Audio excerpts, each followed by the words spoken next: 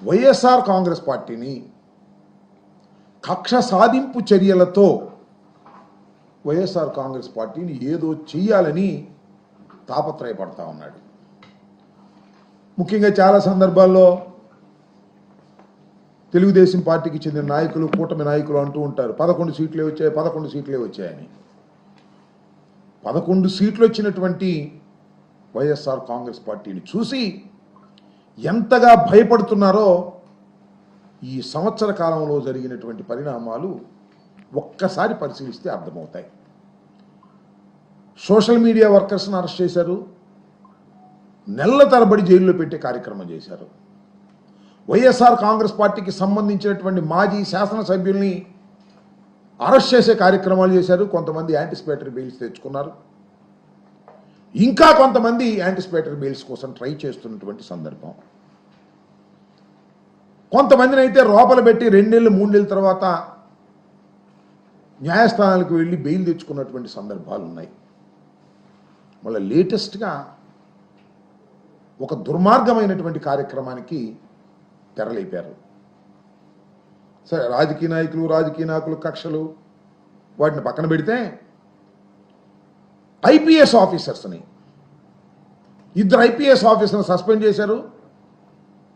ఒక IPS officer arrest చేసి జైల్లో పెట్టారు. నిన్న retired IAS officer Dhananjaya Reddy garu చాలా 60 సంవత్సరాల దాకా, అంటే సుమారుగా 30-40 సంవత్సరాలు ఐఏఎస్గా పనిచేసి అనేక కీలకమైనటువంటి పోస్టుల్లో, ఈవెన్ చంద్రబాబు నాయుడు గారు ముఖ్యమంత్రిగా ఉన్న సమయంలో కూడా అనేక కీలకమైన బాధ్యతలు పోషించినటువంటి ధనుంజయ రెడ్డి గారు, కృష్ణమోహన్ రెడ్డి గారు, 2 అధికారుల్ని జగన్మోహన్ రెడ్డి గారి హయాంలో సీఎంఓలో పనిచేశారనేటువంటి ఉద్దేశంతో నిన్న వారిద్దరిని అరెస్ట్ చేశారు. అంతకుముందు బాలాజీ గోవిందప్ప వికాట్ సిమెంట్ సంస్థకు సంబంధించినటువంటి ఫైనాన్షియల్ సెక్రటరీ, చార్టర్డ్ అకౌంటెంట్, అతన్ని అరెస్ట్ చేశారు. ఈ సంవత్సర కాలం అంతా కూడా అరెస్టుల పర్వం, అరెస్టులు చేయటం, బెదిరించటం. ఈ కార్యక్రమానికి చంద్రబాబు నాయుడు గారు, ఆయన అబ్బాయి తోడై 2 కలిసి చేస్తున్నటువంటి కార్యక్రమం. ఇదేం కొత్త కాదు చంద్రబాబు నాయుడు గారికి. గతంలో కూడా డాక్టర్ వైఎస్ రాజశేఖర రెడ్డి గారు మరణించిన తరువాత జగన్మోహన్ రెడ్డి గారిని, వైఎస్ఆర్ కాంగ్రెస్ పార్టీని నామ రూపాలు లేకుండా చేయాలనేటువంటి ఒక దురుద్దేశంతో వ్యూహాత్మకంగా ఆ రోజున కాంగ్రెస్ పార్టీతో కలిశాడు. అనేక మంది ఐఏఎస్ ఆఫీసర్ల మీద కేసులు పెట్టించారు, సిబిఐ ఎంక్వైరీ పేరుతో అనేక మంది జైలు పాలు చేశారు. చివరికి జగన్మోహన్ రెడ్డి గారిని కూడా 16 మాసాలు జైల్లో నిర్బంధించినటువంటి కార్యక్రమాన్ని కూడా మనం చూసాం. మళ్ళా ఏం జరిగిందో తర్వాత మీ అందరికీ తెలుసు. జగన్మోహన్ రెడ్డి గారి పార్టీని అణిచేయాలనుకున్న చంద్రబాబు నాయుడు లేదా కాంగ్రెస్ పార్టీ 2 కలిసి ఏం చేసినా జగన్మోహన్ రెడ్డి గారి రాజకీయ పార్టీ వైఎస్ఆర్ కాంగ్రెస్ పార్టీ అణిచివేయబడలేదు సరికదా, బ్రహ్మాండమైనటువంటి దేదీప్యమానంగా వెలుగులోకి వచ్చిన సందర్భాన్ని కూడా మనం చూసాం. ఏ పార్టీ అయితే కాంగ్రెస్ పార్టీ కలిసిందో చంద్రబాబు నాయుడుతో, ఆ కాంగ్రెస్ పార్టీ నామరూపాలు లేకుండా పోయింది తప్ప వైఎస్ఆర్ కాంగ్రెస్ పార్టీకి కించిత్తు కూడా నష్టం జరిగినటువంటి పరిస్థితి మనం చూసాం. రిపీట్ చంద్రబాబు నాయుడు గారు వైఎస్ఆర్ కాంగ్రెస్ పార్టీని భయపెట్టాలనే ఉద్దేశంతో అధికారుల మీద కూడా ఇవాళ కేసులు పెట్టి అరెస్ట్ చేసేటటువంటి కార్యక్రమం చేస్తున్నారు. సరే, వీ విల్ ఫైట్ అవుట్, లీగల్గా ఫైట్ చేస్తాం. కొన్ని సందర్భాల్లో సుప్రీంకోర్టు కొంతమందికి రిలీఫ్ ఇచ్చింది. భవిష్యత్తులో మళ్ళా ఈ లీగల్ ఫైట్ అనేది కంటిన్యూస్గా జరిగేటటువంటి విషయమేను. ఈ ప్రజాస్వామ్య దేశంలో మేము దాన్ని ముందుకు తీసుకువెళ్ళేటటువంటి కార్యక్రమం కూడా చేస్తామని మనం చేస్తున్నాం. ముఖ్యంగా చంద్రబాబు నాయుడు గారు అధికారంలోకి వచ్చిన తర్వాత బహుశా ఆయనకి ఏదో బాగా కోపం ఉన్నట్టుంది. ఎందుకంటే ఆయన కూడా 53 రోజులు జైల్లో ఉన్నాడు కదా. నేను 53 రోజులు జైల్లో ఉన్నాను, నేను 53 రోజులు జైల్లో ఉన్నాను కాబట్టి వైఎస్ఆర్ కాంగ్రెస్ పార్టీకి సంబంధించినటువంటి ముఖ్యులు అందరూ కూడా జైల్లో ఉండాలి అనేటువంటి ఒక దురుద్దేశపూరితమైనటువంటి కార్యక్రమంలో భాగంగా చంద్రబాబు నాయుడు గారు తన పరిపాలనని కొనసాగిస్తూ ఉన్నాడు. స్కిల్ స్కామ్, ఆ కేసులో చంద్రబాబు నాయుడు గారు జైలుకి వెళ్ళాడు, రాజమండ్రిలో ఉన్నాడు. మీ అందరికీ తెలుసు కదా. ఎక్కడదా స్కిల్ స్కామ్ మేము పెట్టామా? అది ఈడీ వెలుగులోకి తీసుకొచ్చింది, కేంద్ర ప్రభుత్వం వెలుగులోకి తీసుకొచ్చింది. దాని ఫాలోఅప్లో ఆయన అనివార్యంగా లోపలికి వెళ్లాల్సిన పరిస్థితి ఏర్పడింది. అసలు స్కాములు చేయడంలో చంద్రబాబుకు మించిన వాడు ఎవరూ లేరు, ఈ దేశంలోనే ఎవరూ లేరు.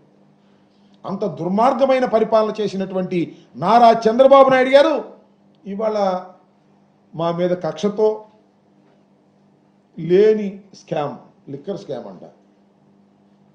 నాకు అర్థం కాల లిక్కర్ స్కామ్ ఎక్కడ లేని విధంగా నేను మనవి చేస్తున్నా.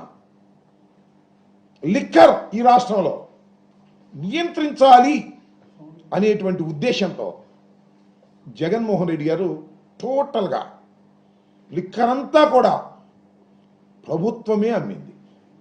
ప్రైవేటు వాళ్ళకి ఎవరు అమ్మలా, ప్రైవేటు వారు ఎవరు దీనిలో జోక్యం చేసుకోవాలా.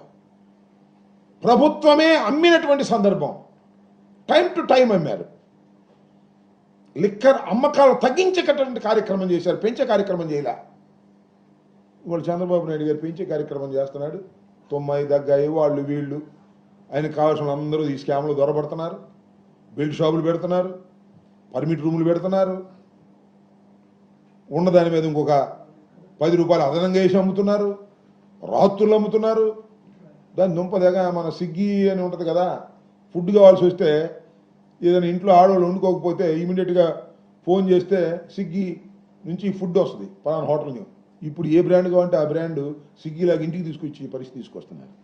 అంటే బాగా తాగండి తాగండి తాగండి అనేటువంటి కార్యక్రమం చేస్తున్నారు. అప్పుడు స్కాములు జరుగుతాయా, ఇప్పుడు స్కాములు జరుగుతాయి? నేను అడుగుతా ఉన్నా. నియంత్రణ చేసేటటువంటి కార్యక్రమం చేస్తే స్కాములు జరిగినాయి అంటున్నారు. ఏమి లేదు, స్కాములు లేవు, ఏమి లేవు. ఏదో గుడ్డగాల్చి ముఖాన వేసి జగన్మోహన్ రెడ్డి గారికి సన్నిహితంగా ఉన్న వాళ్ళని అరెస్ట్ చేసేసి జైల్లో పెట్టేస్తే గడగడగడలో ఆడిపోతారు అని భ్రమిస్తున్నాడు చంద్రబాబు నాయుడు గారు. వాళ్ళ అబ్బాయి పులి మీద స్వారీ చేస్తున్నాడు చంద్రబాబు నాయుడు గారు వాళ్ళ అబ్బాయి. పులి స్వారీ ఆగిపోతుంది, నేను ఎప్పుడో సరే టక్కన ఆ పులే మిమ్మల్ని తింటది, గుర్తుపెట్టుకోమని మనవి చేస్తున్నాను. ఒక దుర్మార్గమైనటువంటి కార్యక్రమాన్ని ఇవాళ రాష్ట్రంలో మీరు ప్రారంభించారు. ఎక్కడ చూసినా పేపర్లు చూసినా ఏముండాలంటే వాడు అరెస్టు, వీడు అరెస్టు, వాళ్ళకి బెయిల్ రాలేదు, వీళ్ళకి బెయిల్ వచ్చింది అనేటువంటి కార్యక్రమాలే తప్ప ఈ స్కీమ్ అమలు కాలేదు, ఆ స్కీమ్ అమలు కాలేదని రాయకూడదు. ఇక దీనిలోనే బడిగొట్టుకోవాలి ప్రజలందరూ కూడా. ధనంజయ రెడ్డి గారిని అరెస్ట్ చేశారు, కాకాని గోవర్ధన్ రెడ్డి గారికి బెయిల్ రాలేదు, వంశీ జైల్లో ఉన్నాడు, ఐజీ అయినటువంటి పిఎస్ఆర్ ఆంజనేయులు ఇంకా బెయిల్ రాలేదు. ఈ కార్యక్రమాలు తప్ప ఈ అమ్మఒడి రాలేదు, రైతు భరోసా రాలేదు. ఇవి ఉండకూడదు, ఇవి ఉంటే ఆయన ఇబ్బంది. అందువల్ల టర్న్ చేసి పారేస్తున్నాడు. అన్ని ఇలాంటి దుర్మార్గమైన కార్యక్రమాలకు పాల్పడి అనేకమైనటువంటి కేసులు పెడతాయి. ఎన్ని కేసులు నీ దుంపదగ నాకు అర్థం కాల. భారతదేశానికి స్వాతంత్రం వచ్చిన తర్వాత ఇంతమంది మీద బహుశా బ్రిటిష్ వాడు కూడా కేసు పెట్టున్నాడు. మన పరిపాలించినటువంటి బ్రిటిష్ ఎంపైర్లో ఉన్న వాళ్ళు కూడా ఇన్ని కేసులు పెట్టలా, అన్ని కేసులు పెడుతున్నారు. మాట్లాడితే కేసు, ఈ కేసులో బెయిల్ వస్తే ఇంకో కేసు పెడతారు. ఎమ్మటే బెయిల్ పూచీకత్తులు సమర్పించక ముందే మనం ఇంకో కేసు పెడతారు. దానిలో మళ్ళీ పీటీ వారెంట్ పెట్టి రిమాండ్ పెట్టమంటారు. You are managing all these things. Police వ్యవస్థను గుప్పిట్లో పెట్టుకొని ఇలాంటి దుర్మార్గమైనటువంటి కార్యక్రమాలు ఇవాళ చేస్తున్నారు. ధనంజయ రెడ్డి గారు, కృష్ణమోహన్ రెడ్డి గారు మరి నిన్న సాయంత్రం సుప్రీంకోర్టు బెయిల్ ఇవ్వడానికి నిరాకరించింది.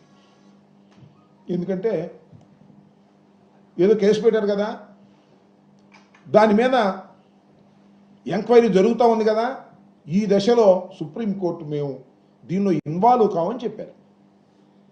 ఇంకా గత్యంతరం ఏముంది? సుప్రీంకోర్టులో కూడా యాంటిసిపేటరీ బెయిల్ రానప్పుడు అరెస్టుకు సిద్ధపడ్డారు, అరెస్ట్ అయ్యారు. ఇక్కడ గమనించాల్సింది కూడా ఇంకొకటి ఒక అంశం ఉంది. ఇలా రిలీఫ్ ఇవ్వకపోయినా బెంచ్ మీద కొన్ని మాటలు మాట్లాడారు సుప్రీంకోర్టు. ఇది నేను చెప్తున్నది కాదు, పత్రికల్లో వచ్చాయి. ఇదేదో రాజకీయ ప్రేరితమైనటువంటి కేసులాగానే ఉంది.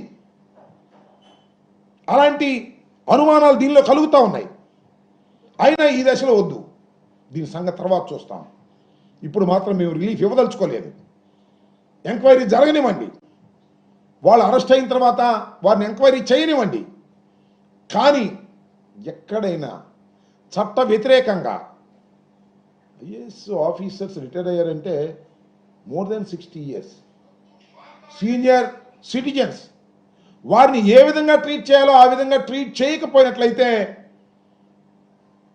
కోర్ట్స్ ఇన్వాల్వ్, మీ ఇష్టానుసారంగా చేస్తే కుదరదు అనేటువంటి ఒక వార్నింగ్ కూడా ఇచ్చి బెయిల్ ఇవ్వడానికి నిరాకరించారు. నిన్న ఆఫీస్కి వెళ్ళినటువంటి ఇద్దరు కూడా, కృష్ణమోహన్ రెడ్డి గారు, ధనుంజయ రెడ్డి గారు, ఇద్దరు కూడా ఆఫీసులోనే అరెస్ట్ అయ్యారు. బహుశా ఇప్పుడు కోర్టులో ప్రొడ్యూస్ చేసి ఉంటారు లేదా చేస్తారు. గవర్నమెంట్ హాస్పిటల్కి వెళ్ళి నాకు తెలిసిన, నేను ప్రెస్ మీట్కి వచ్చే ముందు నాకు తెలిసిన సమాచారం ఏంటంటే మెడికల్ ఎగ్జామినేషన్ చేస్తున్నారు. వాళ్ళు నిన్న 7:30కి అరెస్ట్ చేసినట్టు చూపించారు కాబట్టి 7:30 లోపు మళ్ళా ఏసీబీ కోర్టులో వాళ్ళని ప్రొడ్యూస్ చేస్తారు. ఏసీబీ కోర్టులో ప్రొడ్యూస్ చేసిన తర్వాత వాళ్ళు రిమాండ్కి పంపించేటటువంటి పరిస్థితి ఉంటుంది.